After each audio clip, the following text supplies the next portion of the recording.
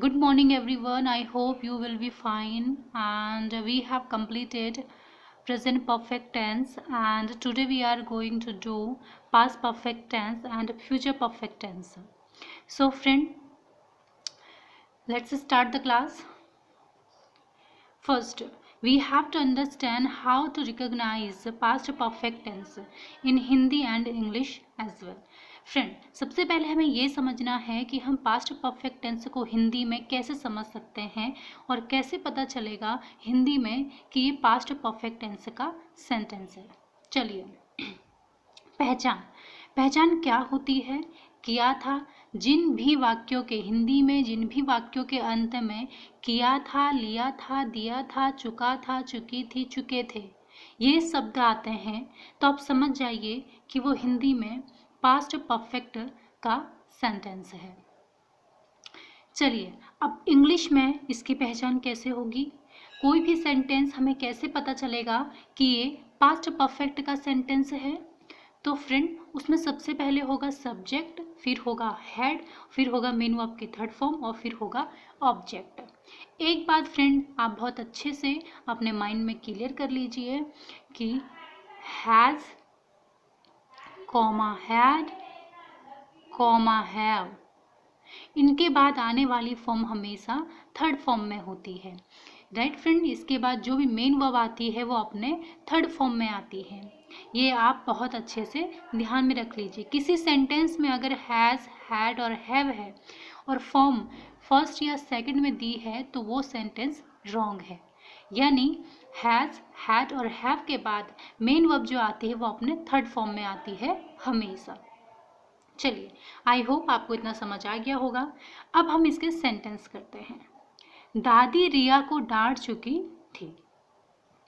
दादी रिया को डांट चुकी थी। देखिए, हिंदी में लास्ट में क्या आ रहा? चुकी थी।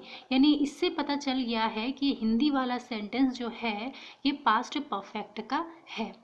पास्ट का है, थी आ गया, और चुकी का यानी परफेक्ट आ गया, क्योंकि चुकी, चुका, लिया, दिया ये सारे होते परफेक्ट के पहचान, और थी है तो समझ आइए पास्ट, यानी ये हो गया पास्ट परफेक्ट। चलिए, ग्रैनी, ग्रैनी हैड स्कोल्डेड रिया। डांटने की इंग्लिश होती है स्कोल्डेड। राइट फ्रेंड, तो ग्रैनी हैड स्कोल्डेड रिया, यानी ग्रैनी ने यानी दादी ने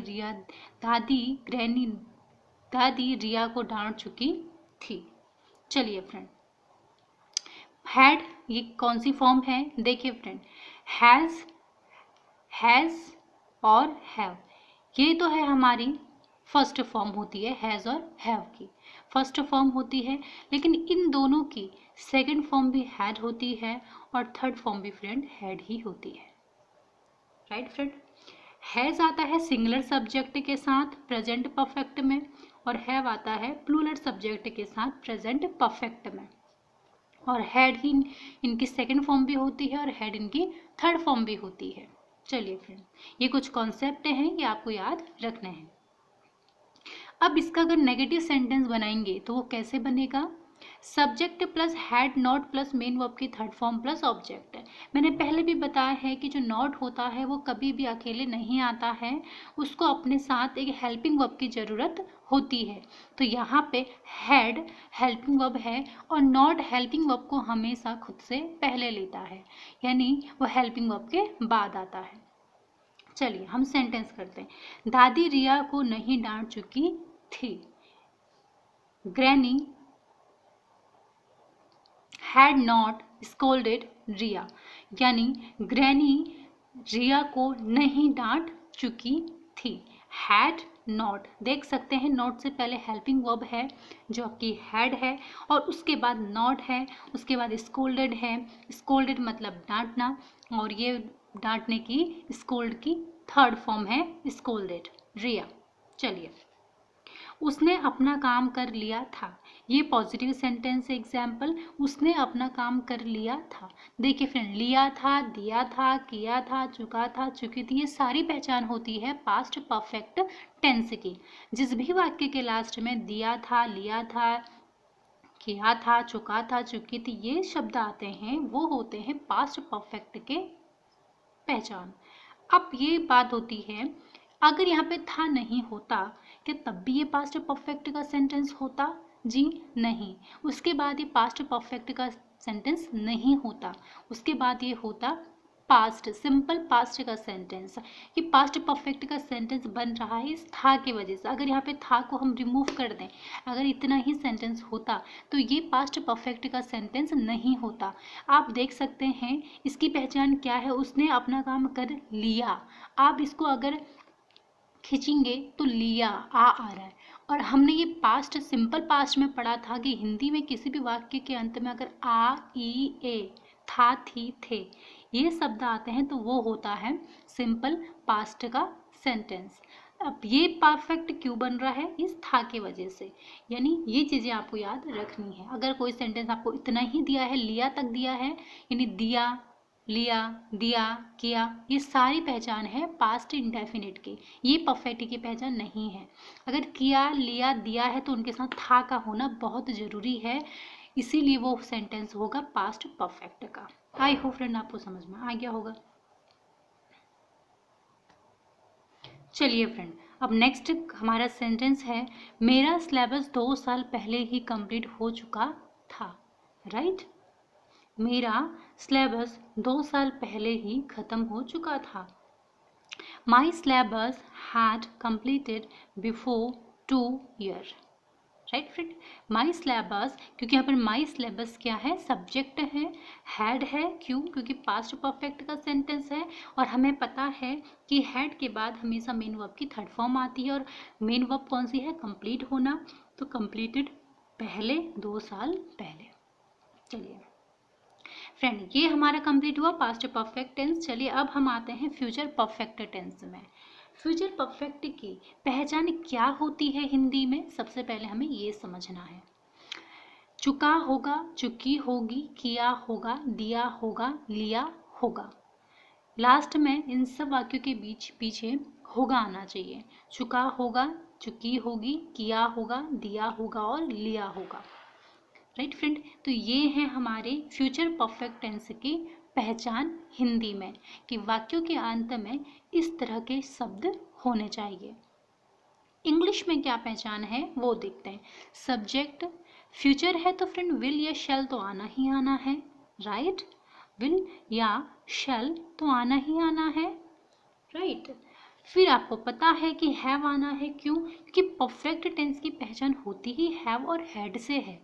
राइट? इंग्लिश में कोई भी सेंटेंस अगर परफेक्ट का है, बोलते हैं ना पहचान, हर इंसान की यूनिक पहचान, तो समझ जाइए कि उसी तरीके से परफेक्ट की जो यूनिक पहचान होती है वो हैव से ही होती है। यानी हैव की जो भी फॉर्म है, हैज़ हो गया, हैड हो गया, उससे होती है। अब परफेक्ट सेंटेंस है और हैव ना आए तो ऐसा नहीं हो सकता। विल के बाद हैव, और फिर हमें पता है कि हैव के बाद आने वाली मेन वर्ब हमेशा अपने थर्ड फॉर्म में होती है, तो मेन वर्ब आएगी अपने थर्ड फॉर्म में, और फिर जो ऑब्जेक्ट है यानी रेस्ट ऑफ द पार्ट है, it will come at the end of the sentence. Last में, सेंटेंस के लास्ट में जो भी बची कुछ चीज़ें हैं वो लास्ट में ऑब्जेक्ट में आ जाएंगी। चलिए फ्रेंड, अब हम करते हैं एग्जाम्पल। रिया घर पहुंच चुकी होगी। चलिए, Riya will have reached home. Riya subject है, विल हैव हमें पता है फ्यूचर है, बिल्कुल परफेक्ट है तो हैव का आना बहुत ज़रूरी है। फ्रेंड, एक चीज़ मैं आपको और बता देती हूँ कि विल हो, शैल हो, शुड हो, कुड हो, मे हो, माइट हो, ought to हो, and should must हो, और कैन हो। फ्रेंड, ये सारे होते हैं मॉडल वर्ब। क्या होते हैं फ्रेंड? मॉडल वर्ब होते हैं। मस्ट हो, ये सब होते हैं मॉडल वर्ब। और मॉडल वर्ब के आपके बाद आने वाली जो मेन वर्ब होती है, यानी कोई भी वर्ब होती है, चाहे वो मेन वर्ब हो चाहे वो हेल्पिंग वर्ब हो, वो अपने बेस फॉर्म में आती है। अब क्वेश्चन ये उठता है कि बेस फॉर्म क्या होती है? Base form friend, first form को ही बेस फॉर्म बोला जाता है। आप टेंशन मत लीजिए, बेस फॉर्म समझ जाइए फर्स्ट फॉर्म, राइट। जैसे हैव, हैव ही उसकी फर्स्ट फॉर्म भी है और वो ही उसकी बेस फॉर्म भी है, तो इसीलिए बोला जाता है बेस फॉर्म, राइट। तो ये इन सब के बाद यानी मॉडल वर्ब के बाद आने वाली जो वर्ब होती हैं वो अपने बेस फॉर्म में आती हैं, यानी कि अपने फर्स्ट फॉर्म में आती हैं।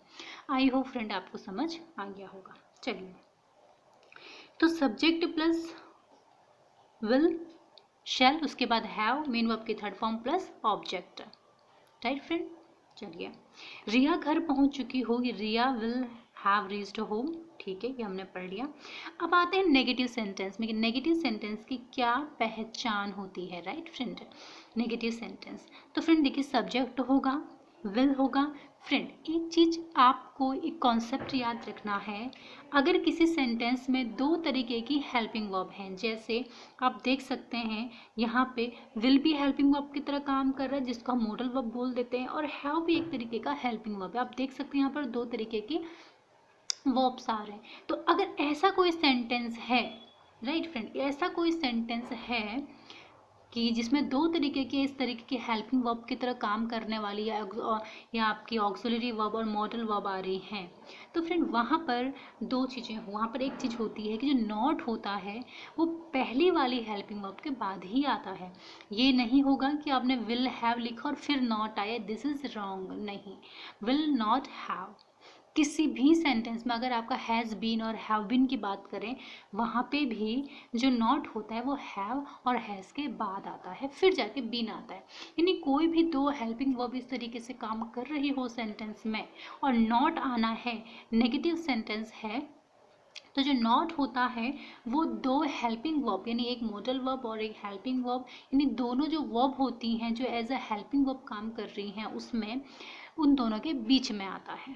आई होप फ्रेंड आपको समझ आ गया होगा। जैसे फॉर एग्जांपल मैं आपको समझा देती हूँ, विल नॉट हैव, आप देख सकते हैं विल हैव आपका, विल एक मॉडल वर्ब है आपका ऑक्सिलरी वर्ब है, तो आप देख सकते हैं will not have.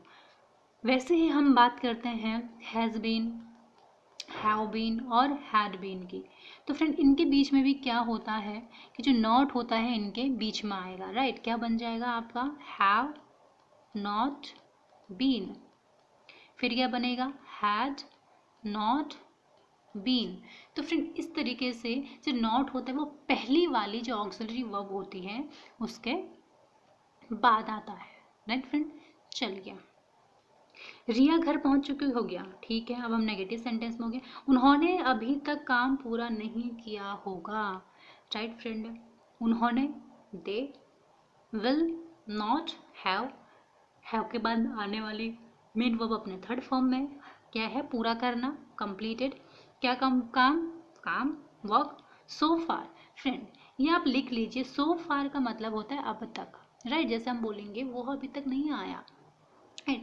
C didn't come so far, यानी वो अब तक नहीं आया, राइट फ्रेंड। तो इस तरीके से मैंने अब तक अपना काम पूरा नहीं किया, I didn't complete my work so far, यानी मैंने अपना काम अभी तक पूरा नहीं किया, राइट। तुमने अभी तक काम कंप्लीट नहीं किया, right. Didn't you complete your work so far, तुमने अभी तक अपना काम कंप्लीट नहीं किया, तो राइट सो फार का मतलब होता है अभी तक, राइट फ्रेंड। चलिए,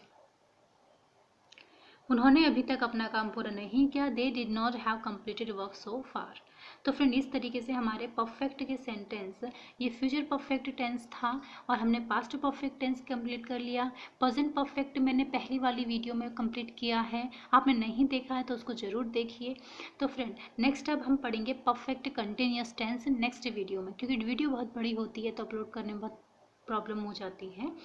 तो फ्रेंड आई होप आपको समझ आया होगा, और अगर आपको कोई भी डाउट है तो आप कमेंट बॉक्स में पूछ सकते हैं, I will reply you as soon as possible. So friend till the time, be happy, keep smiling and stay happy, keep smiling and never give up. Thank you so much. And friend share, channel को subscribe कर दीजिए, like कर दीजिए और share भी कर दीजिए, ताकि फ्रेंड जो मेरी मेहनत है वो सब तक पहुंच सके, और क्योंकि बहुत मेहनत भी लगती है लिखने में, पढ़ाने में, राइट फ्रेंड। तो ताकि मेरी मेहनत सब तक पहुंच सके, तो प्लीज़ फ्रेंड इसको शेयर कर दीजिए, सब्सक्राइब भी कर दीजिए और लाइक भी कर दीजिए। Thank you so much.